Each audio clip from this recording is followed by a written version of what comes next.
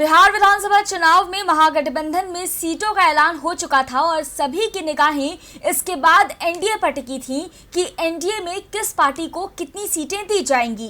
BJP ज्यादा सीटों पर लड़ेगी या फिर जेडीयू। और आज एनडीए में सीटों का बंटवारा कर दिया गया है, तो किसके हिस्से आई हैं कितनी सीटें, देखिए हमारी रिपोर्ट में। बिहार में एनडीए में भी सीटों का बंटवारा हो चुका है। एनडीए गठबंधन ने नीतीश कुमार को अपना नेता मानते हुए उनके नेतृत्व में चुनाव लड़ने पर मुहर लगा दी है। बीजेपी ने आज एलजेपी को भी साफ संदेश दे दिया है कि जिसे नीतीश का नेतृत्व कबूल नहीं, वो एनडीए में नहीं रह सकता।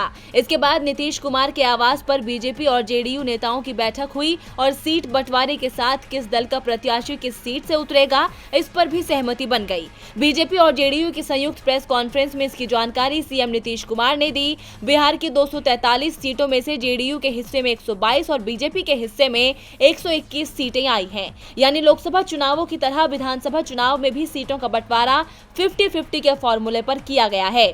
जेडीयू ने अपने हिस्से की 7 सीटें जीतन राम मांझी की हमको देने का भी ऐलान कर दिया है। मांझी अपने कोटे की सभी सीटों पर पहले ही उम्मीदवारों के नामों का ऐलान कर चुके हैं। इसके बाद अब जेडीयू बची हुई 115 सीटों पर अपने उम्मीदवार उतारेगी। बीजेपी भी विकासशील इंसान पार्टी को अपने पाले में करने में जुटी है।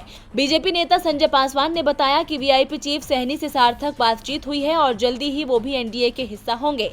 सहनी को बीजेपी अपने कोटे से सीट देगी और जो बातचीत चल रही है उसके अनुसार बीजेपी ने सहनी को 7 सीटों का ऑफर दिया है।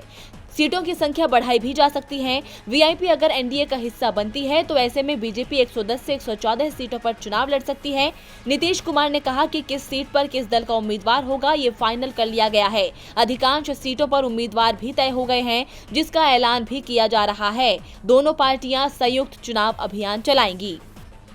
डीबी लाइव की रिपोर्ट।